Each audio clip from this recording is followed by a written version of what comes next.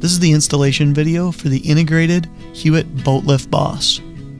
Lay out and inventory all of your parts and pieces. Remove the 4 screws from the lid of the boat lift boss. Next, remove the 4 nuts and bolts from the side cover.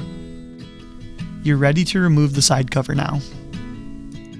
Insert the 2 bolts and washers through the mounting plate. Attach the mounting plate to the vertical winch post and secure with 2 nuts and washers.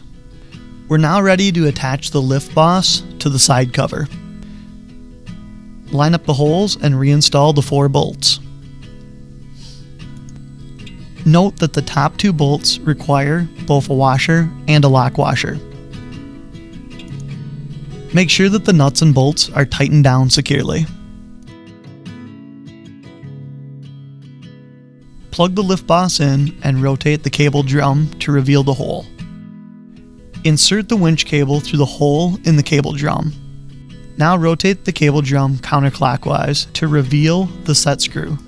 Disconnect the power to the lift boss before doing anything with the set screw. With the power disconnected to the lift boss, tighten down the set screw. Reconnect the power to the lift boss, and then apply tension to the cable and begin to run the lift up. Reinstall the lid with the 4 included screws.